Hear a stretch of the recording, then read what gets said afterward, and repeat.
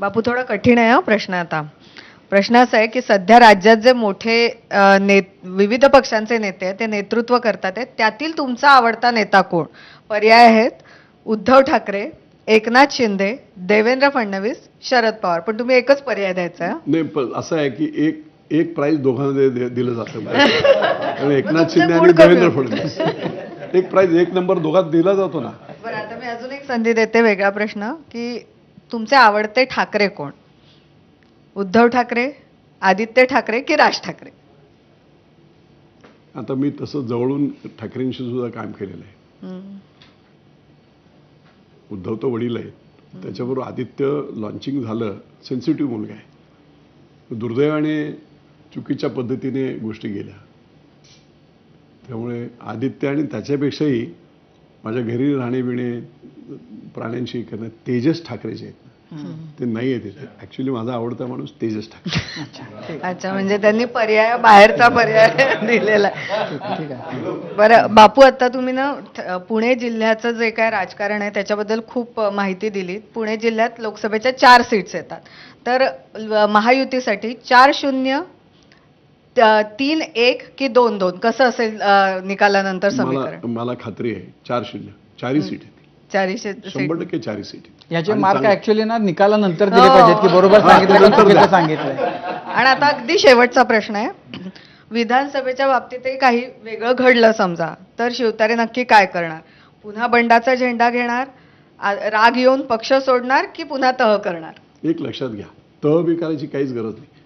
ज्या नेत्याच्या पाठीमागे जनता असते ना, त्याला खरं सांगतो तुम्हाला तेवढी ताकद असते. त्यामुळे पक्ष कोण काय, आता शेवटी माझे नेते एकनाथ शिंदे आहेत, मी शिवसेनेचाच असणार, त्याच्याबद्दल वाद नाही. मित्रपक्ष भाजप आहे, देवेंद्र फडणवीसांची तेवढीच आहे. या दोघांबरोबर काम करताना आणि डेडिकेशन आहे. आम्ही आता वैयक्तिक स्वार्थाच्या पलीकडे जाऊन समर्पित आयुष्य आहे माझं. मला काहीही नको आहे.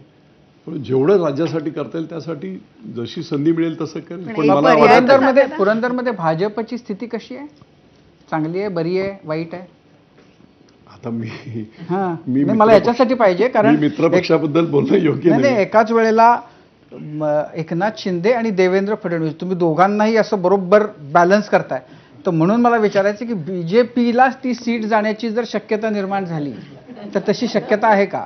होऊच शकत नाही. त्याचं कारण मी तुम्हाला सांगतो. त्यांची ताकद मी माझ्या मित्रपक्षाबद्दल काय बोलणं याच्यापेक्षा मी आपल्याला एक सजेशन करेन. 2009, 2014, 2019, 14ला तर भाजप वेगळी लढली होती. याच्यामध्ये आपल्याला मतदानावरून लक्षात येईल. मी काहीतरी बोलणं योग्य नाही, पण मतांवरून आपल्या लक्षात येईल. पण म्हणजे ताकद आहे का नाही आहे भाजपची? आता असं आहे की मित्रपक्षाला कमी लेखणं ठीक नाही. पण ठीक आहे, बरोबरीने आम्ही काम करतोय. आता चांगले लोक सुद्धा काही आलेले आहेत भाजपमध्ये. ठीक आहे, 9च गुण देऊ आपण. 9, कारण त्यांनी पर्यायाच्या बाहेरचाही पर्याय निवडला होता.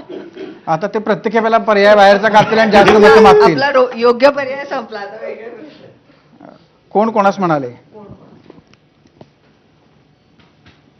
कोण कोणास म्हणाले? थांब, तू निवडूनच कसा येतो ते बघतो. अख्ख्या महाराष्ट्राला माहिती आहे. मी वेगळं सांगायची गरज नाही.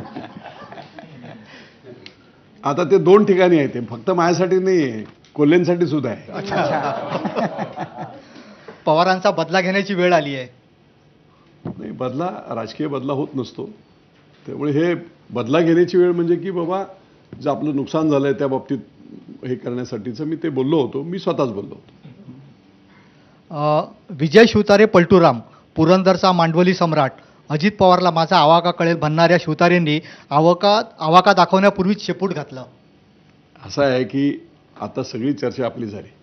विजय शिवतारे शेपूट घालणे हा प्रकार माझा पिंड नव्हे, परंतु लार्जर इंटरेस्ट, व्यापक हित राज्याचं महायुतीचं म्हणून जे मुख्यमंत्र्यांनी आणि उपमुख्यमंत्र्यांनी देवेंद्र फडणवीस यांनी सांगितलं ते मान्य केलं मी, की याच्यामुळे त्यांनी की काय किती इम्पॅक्ट होतील याचे इतर सर्व ठिकाणी. आणि म्हणून पलटूराम फिल्टूराम ते बोलण्याला म्हटलं कोण? ते म्हटलं कोण? जाहीर याच्यामधून दुसरं कोण नाही म्हटलं. तुमच्या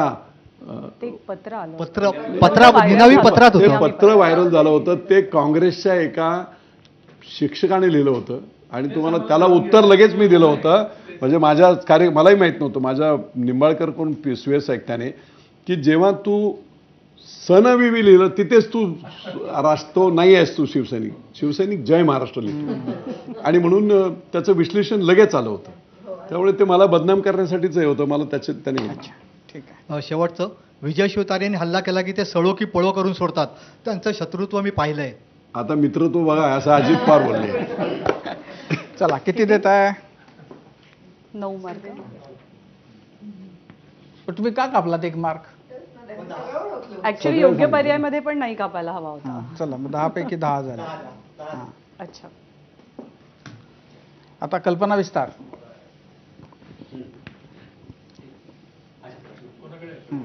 कल्पना विस्तार त्याच्याकडे विजयकडे आहे. एकच देतो आणि त्यावर तुम्ही बोलायचं आहे. झाले बहु होतीलही बहु, परंतु दुसरा अजितदादा होणे नाही.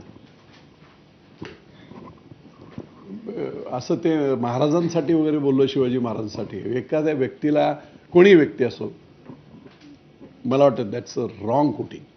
अच्छा. चुकीचं आहे ते. महाराजांसाठी ठीक आहे, शिवाजी महाराज झाले बहु राजे वगैरे वगैरे, ते शिवाजी महाराज. बाळासाहेबांबद्दल हे बोलू शकतो आपण. हे युगपुरुष आहेत त्या युगातले. लोकमान्य टिळकांबरोबर बोलू शकतो आपण. महात्मा फुलेंबद्दल बोलू शकतो. राजकारणातल्या व्यक्तीबद्दल ठीक आहे, तुम्हाला प्रश्न बदलून देतो. हम्म. दुसरा अजितदादा होणे नाही. नाही असं काही नाही हो, काय अशी विशेषता काहीच नाही आहे. त्यामुळे मी तो प्रश्नच योग्य तिसरा नाही. एक पर्याय देतो. राष्ट्रवादी काँग्रेस भाजप शिवसेना सरकारमध्ये सहभागी झाली नसती तर सरकार अधिक चांगलं झालं असतं की वाईट चाललं असतं? नाही, सरकार चालवण्यासाठी युतीच नाही आहे. ही युती 400 पारच्या हिशोबाने झालेली आहे. ही 45 खासदार आणण्यासाठी झालेली आहे. सरकार चांगलंच चाललं होतं ना. शिंदे सरकार आणि Devendra Fadnavis best effects and best results जे 5 वर्षात झालं नव्हतं त्यांनी वर्षभरात दोघे असताना, मंत्रिमंडळ नसताना सुद्धा जे निर्णय घेतले, फॅन्टॅस्टिक्स. त्यामुळे लोकाभिमुख सरकार चालवण्याची दोघांची मानसिकता आहे. ठीक आहे, आता हे त्याच्यामध्ये ॲड झाले, तो भाग वेगळा. परंतु सरकार चालवण्यासाठी म्हणून जर बोलत असेल तर मला नाही वाटत. जेव्हा हा निर्णय झाला तेव्हा तुमची काय भावना होती? नाही, आता 400 पार हे नाही, त्यावेळेला 400 पार नव्हतं. जेव्हा नाही अजितदादा होतं ना, आले ते आले त्यावेळेस सगळ्यांना माहित होतं की अजितदादा इथे आले आहेत. त्याचं कारण लोकसभाच आहे हे सगळ्यांना माहित होतं. त्यांनाही तिकडे खतखत होती. त्यांच्यावरही अन्याय झाले होते ना. निव्वळ अजितदादांना तुम्ही विलन सुद्धा करू नका ना. 2004 साली मी तुम्हाला सांगतो की 2004 साली जास्त सीट आल्या. मी एनसीपीत होतो. जस्ट माझा लाईव्ह खूप कमी 2000 साली मी आलो होतो राजकारणात. अच्छा, तुम्ही पण एनसीपीतनं शिवसेनेत आला? एनसीपीत होतो ना मी सुरुवातीला. 2000 साली तर मी आलो. मी म्हणजे वेल सेट बिझनेसमॅन होतो. जेव्हा जास्त सीट आल्या त्यावेळेस मी, शिवाजीराव नलावडे मुंबई बँकेचे, रवींद्र पवार गटनेते ह्याचे आणि डॉक्टर महाजन, आम्ही 4 जण रात्रीचं विमान पकडून सकाळी गेलो. 8:30 वाजता आम्ही शरद पवार साहेबांना भेटलो आणि म्हटलं की बाबा असं आहे, आता इतक्या आपल्या सीट जास्त आल्या आहेत, युतीच्या धर्माप्रमाणे आता मुख्यमंत्रीपद आपल्याकडे आलं पाहिजे. परवा मी त्या अजित पवारांना सुद्धा सांगितलं, अगदी प्रामाणिकपणे सांगतो, पवार साहेबांची रिॲक्शन इतकी अशी होती की त्यांना एखादी गोष्ट आवडली नाही की असं नाक थोडंसं उडते त्यांचं. तसं त्या नाही म्हणे, मुख्यमंत्रीपद आपला नाही, ते काँग्रेसला द्यायचं, आपण 2-4 कॅबिनेट पदं जास्त घेऊ. सकाळी 8:30 वाजता. त्यामुळे तो अन्यायच आहे ना. हे पण शेवटी त्यावेळेला ही जी तुमची भावना आहे की 50-50 वर्ष तीच घराणी राज्य करतात, ती त्यावेळेला नव्हती का? नाही, असं आहे ना. ते मी जेव्हा आता राजकारणात मी स्वतः आलो, मी तर एकदम नवीन होतो त्यावेळेस. जेव्हा संपूर्ण ॲनालिसिस महाराष्ट्राचं मी करतोय त्यावेळेस निश्चितपणे मला वाटते की जी माणसं, आता बच्चू कडूसारखा माणूस आहे ना, लोकांचे प्रश्न घेऊन भांडतोय ना, एकदम व्यवस्थेच्या विरुद्ध सुद्धा भांडतोय. बाकी वर काय चाललंय ते आता आम्हाला उघड्या डोळ्याने दिसतंय. आणि म्हणून मी जे बोलतो, काही गोष्टी मी ओपन बोलू शकत नाही, परंतु निश्चितपणे महाराष्ट्राच्या हितासाठी पुन्हा एकदा रिपीट करतो की असे वेगवेगळ्या तरुण चेहरे येणं तरुण आवश्यक. चेहरे आणि डेडिकेटेड चेहरे आणि इस्टॅब्लिश, पैसे कमवण्यासाठी म्हणून राजकारणात जे आले आहेत ना ते चालणार, समर्पित भावनेने काम करणारे वेल सेट लोक, वेल एज्युकेटेड लोक, हे जेव्हा येतील त्यावेळेस फ्युचर. कल्पना विस्तार, किती मार्क? त्यांनी प्रश्नाचं उत्तर देणं टाळलंय. महाराजांचं नाव घेऊन त्यांनी एकतर आपल्याला पण अडचणीत टाकलं नाही, पण मी फॅक्ट आम्ही तुम्हाला दुसरा हे व्यक्तीला, एखाद्या व्यक्तिविशेषला ह्या उपमाच योग्य नाही. बरं, ठीक आहे. तर मग आपण अभयच्या प्रश्नाचं कल्पना विस्तार केला, त्यामुळे 5 देऊ. पण राष्ट्रवादी तुमच्यासोबत आल्यामुळे म्हणजे त्या सरकारमध्ये एकत्र आल्यामुळे म्हणजे शिवसेनेचं सगळ्यात जास्त नुकसान झालं असं सध्याचं चित्र आहे.